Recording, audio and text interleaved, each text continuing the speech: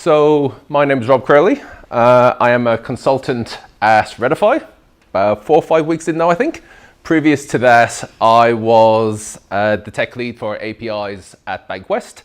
So technically, sort of responsible for the delivery of the API strategy across the sort of 9 or 10 delivery teams that we had building APIs. So hands up, I wouldn't consider myself a front-end dev. A lot of the experience that I have is around performance and the back-end sort of API side of things.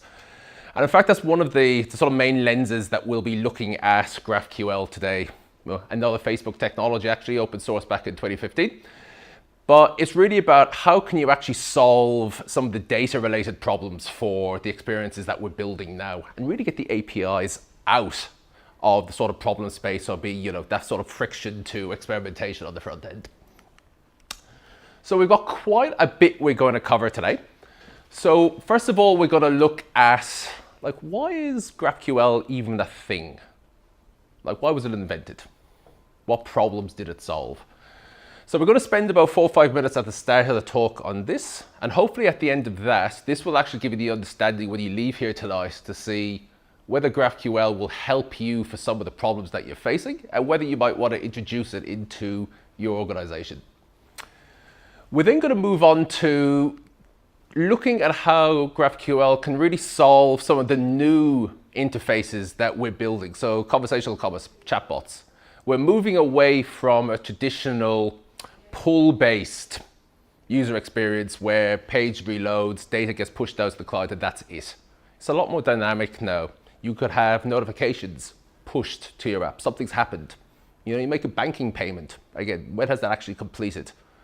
Likewise, chatbots again, that's very conversational. So what we're going to look at here today is GraphQL that can help you solve your traditional pull-based interfaces, but also push-based. So again, not using any other technologies except GraphQL, but allow you to adopt and sort of mirror both of those concerns.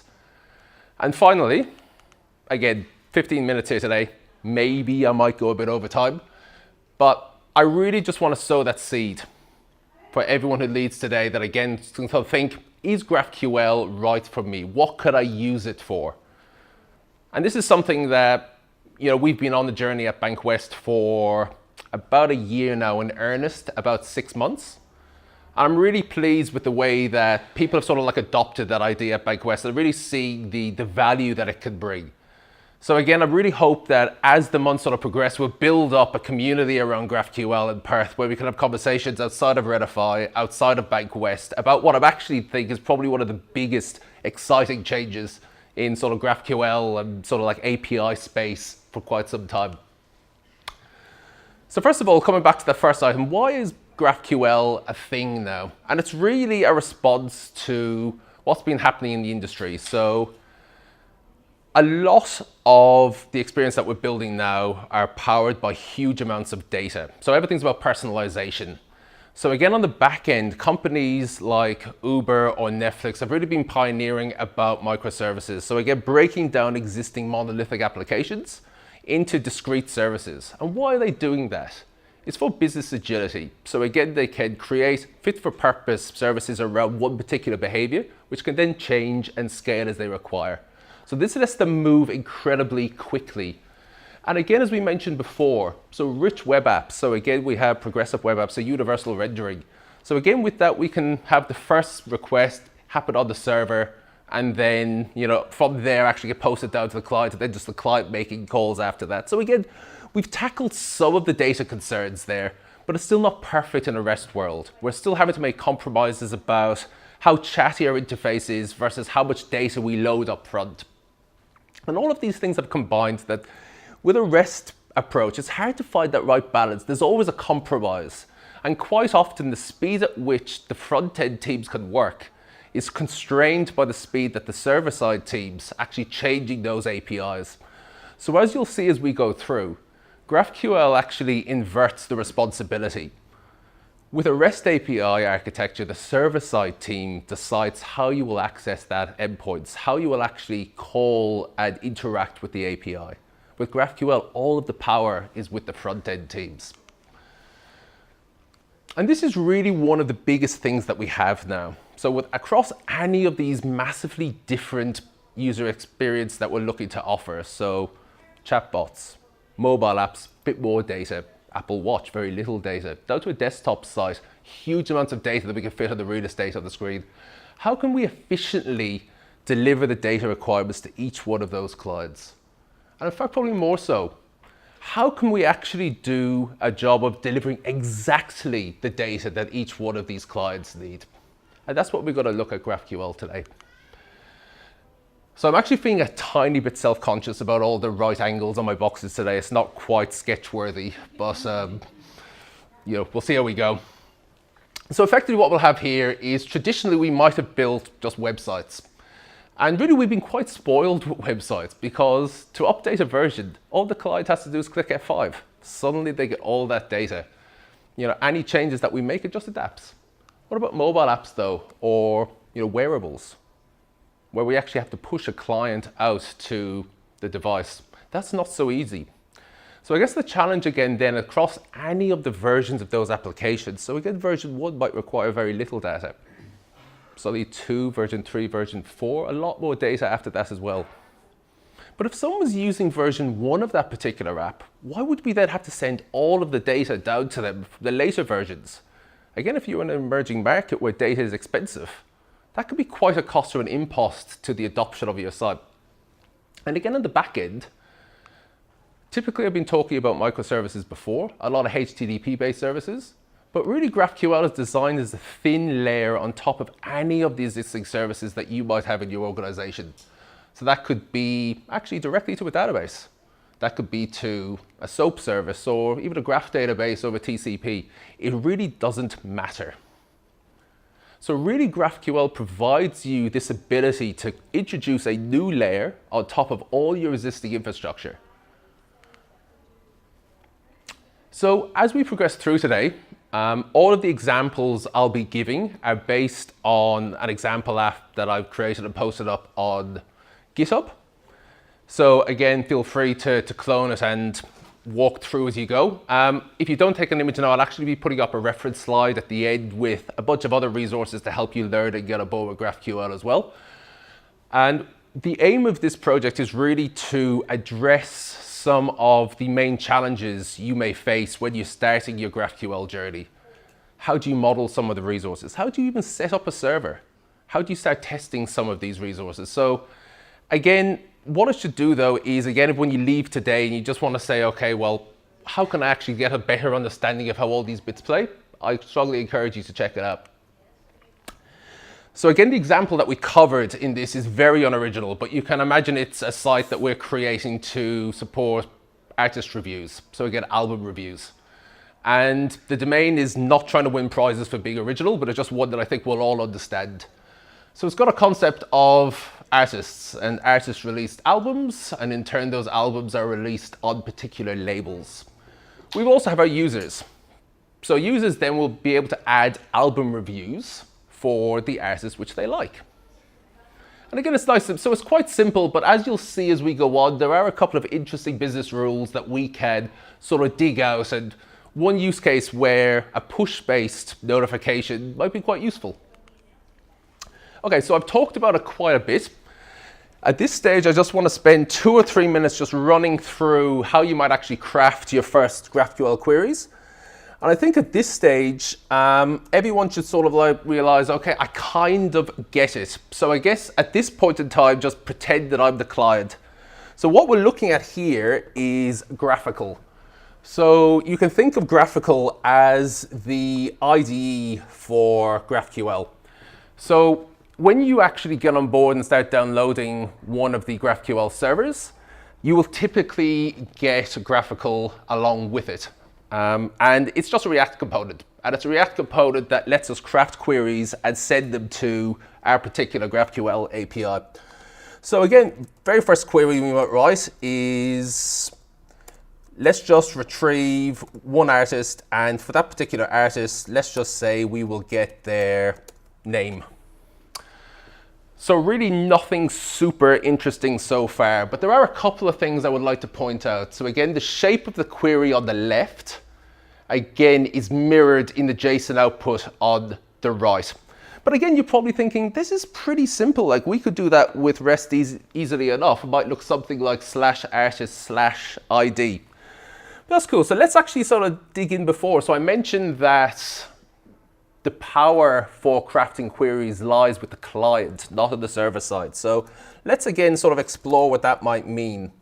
So again, for this particular artist, we're now going to retrieve all of the albums for this particular artist. And again, in one round trip to the server, we can now say, cool, I want all the albums. And for each one of those albums, I want to return the title.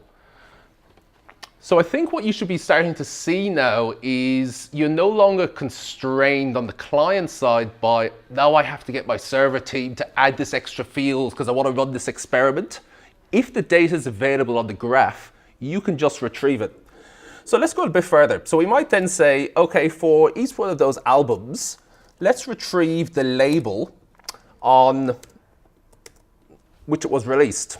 So again, cool. So I've now got label and I've got the name. So we can now see, cool, dummy album by Portishead was released on GoBeat.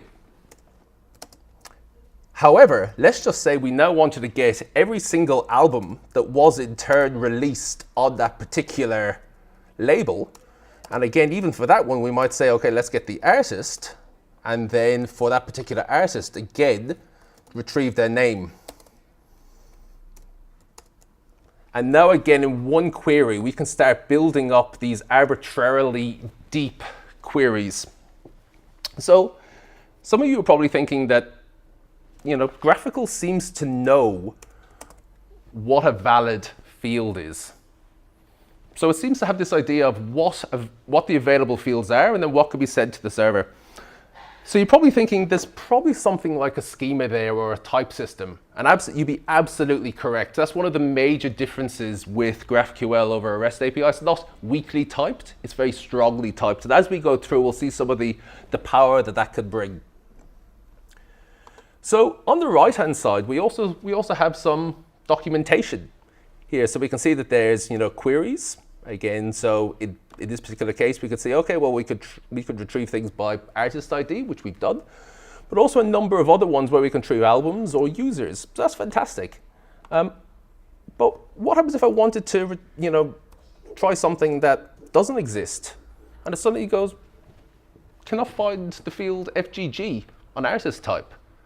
This is incredibly powerful because not only can we see what the valid fields are, but if we send an invalid field, it already errors out. This is huge. So if you think about integration between different teams, with GraphQL, we can mathematically prove whether any query will be able to be successfully executed on the server side. So imagine that whole category of problems that could just be ironed out by, did you mean that field? Or did you misspell that? Again, you could do a build time, whether that's actually supported. So again, this might seem like a little bit of magic, right? So how does, GraphQL again know that it has all these different types? So again, one of the really neat things about GraphQL is that you can actually use GraphQL to interrogate the GraphQL schema. And this is a feature called introspection. So in this particular case, what I'm going to do is issue a query against, for this particular case, the query type.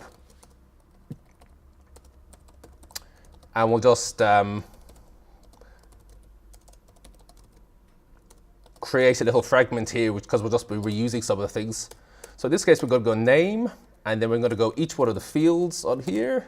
And then, so what I'm actually going to do here is build up what you're seeing on the right-hand side by calling GraphQL. So if we just remove this extra bracket.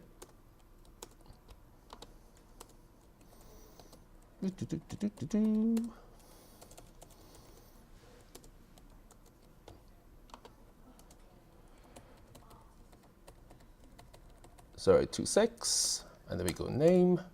And in this particular case now, we have seen that, first of all, our query type is looking very similar to the fields on the right-hand side. So we've got label, artist, album name, and user. And again, we can just continue to build this up as we go. So we can now say, okay, for each one of these, we start building the arguments, and again, the names. So this is just giving you a query that you can not only just interrogate GraphQL with the data types, but you could also do a huge amount of interrogating the schema itself. So again, why would that be useful? Well, first of all, you've seen from here documentation, but it could also be, if you know the structure of your API, why couldn't you start doing code generation on that as well? So if you know exactly what data you require from your query, you could absolutely just return that and then build your view models ahead of time.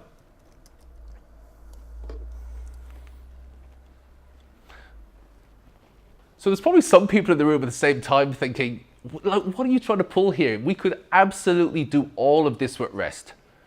And you'd be correct, you absolutely could, but the key thing with GraphQL is it makes it incredibly easy to support these concerns. So you don't need to have a huge amount of investment. So GraphQL actually allows just normal companies, not companies with a huge budget like Facebook or any of the big tech companies, to build really compelling API experiences that actually support their teams to deliver awesome outcomes.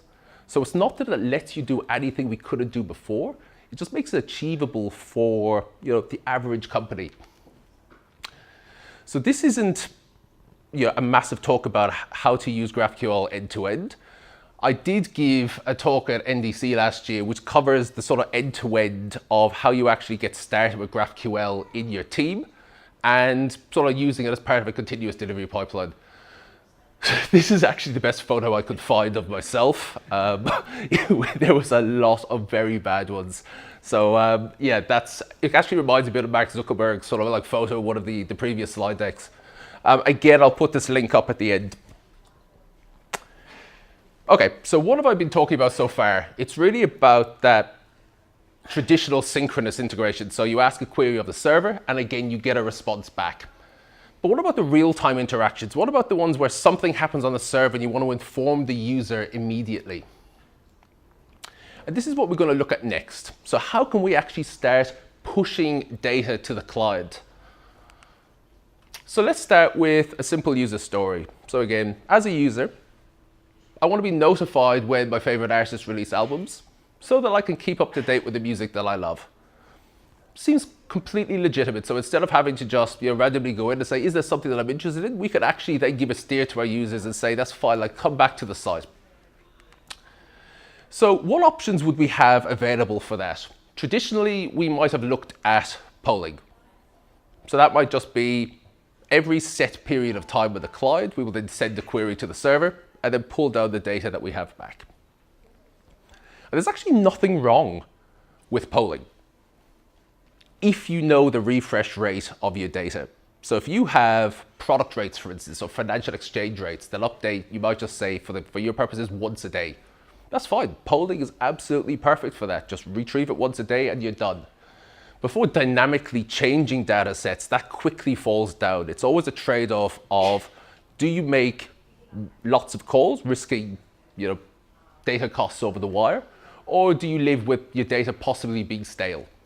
And that's really recently why the industry has moved to push for a lot of these concerns. And in GraphQL, the community is sort of split. There's some people who want to do live queries. So you could effectively think of a live query as just a standard query, but if any data related to any one of the fields changed, you just want a new data set. It sounds fantastic, but there's a lot of complexity in actually implementing that. And then there's also subscriptions, which are near real time, which are again event-based. When something happens, you will then send a set of data to the client. And a lot easier to implement. So live queries has been like an open issue on GitHub for like over a year. RFC for that is raised about the same time as subscriptions, but subscriptions has been part of the main product for about 6 months now. And I guess the key thing to get here is that with subscriptions, we're really responding to something that happens on the client. The client actually expresses their interest in an event or some future occurrence of a business sort of, action. And they're read-only. So again, we're not actually updating or changing any data here. And the real special thing about subscriptions though is even though they're event-based, they're still in the GraphQL syntax. So the client still controls what data they get when that particular event happens. And again, not a replacement for GraphQL queries. You won't use them for everything. But the really nice part of this with GraphQL is you can actually support both of these use cases on a single API. So how does this stuff sort of work behind the scenes? So with typical queries with read and write, they're stateless. So we don't have to maintain any information on the server for that. But when we start talking about subscriptions, they're stateful. We have to maintain a connection between the server and the client. And we also have to find a way of propagating information when an event happens back to the client. So what might a typical flow look like? So again, you might have something in the business domain which would then fire an event. So in this particular case, an album review has been added. That event will then get fired into the event system, which can be anything that your company uses. So it could be RabbitMQ. In my sample app, it's just an in-memory event queue. But again, we're not actually being prescriptive about what that is. It could be Kafka. That will then get listened to or subscribed to in the subscriptions manager, which is part of the GraphQL server. And it will then apply a certain amount of filters to say, are these particular users interested in this event? So in this particular case, we're seeing that an album has been added.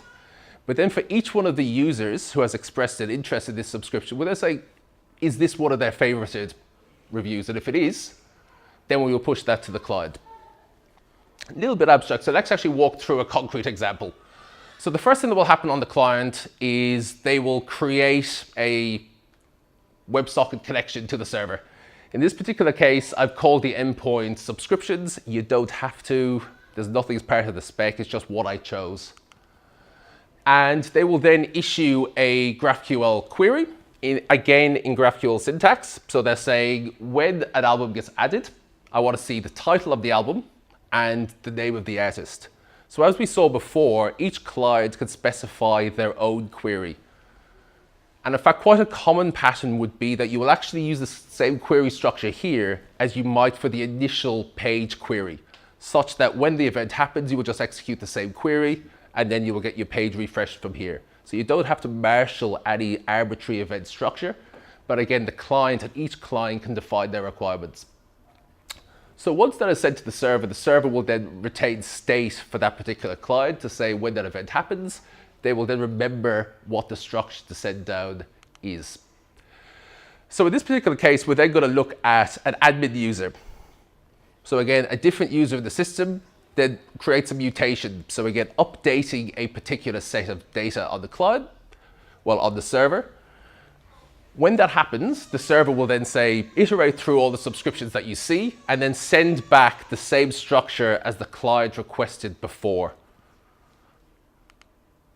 So let's see a quick example of that.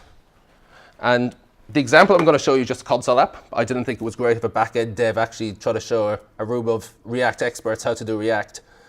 So what you can actually see here, though, is, again, I just have an app running on the right-hand side, which is a client that has created a subscription. And the code for that is pretty darn simple. So in this particular case, I'm using Apollo, which is one of the open source client libraries. And here I'm just calling the subscribe method for it with a GraphQL query of on album added, asking for the ID and the name of the artist, and then a number of details, including the ID, title, and label on the album that was added. And again, when this event happens on the server side, we should see exactly that shape of data returned to the client. And when that happens, what we do from there is we subscribe to the returned observable, and next, which will get fired on each occurrence in that event, will then simply log that details to the client, to the console. So let's go back to graphical. And in this particular case, we're now going to execute this particular mutation. So in this here, we're going to say, add an album. The title is called Fifth. It's for artist with ID of 1 and label of 1. So here I've just specified the data, so we see that that's been added. And then going back to the console app from there, we've printed out exactly the data that the client needed. So again, here you're just seeing the data flow. So again, I would ask everyone in the room to think, if this was a beautiful React component, what would it look like? So what have we seen today? So first of all, we saw a brief introduction to GraphQL. We saw how it could solve synchronous reads and writes. We've also seen how it can support push-based concerns. So again, what happens if something happens on the server and then gets pushed down to the client? So really, I hope everyone in the room now gets an idea of conversational commerce, chatbots, all of these future use cases combined with existing websites or the existing experiences that you build can all be achieved using one technology.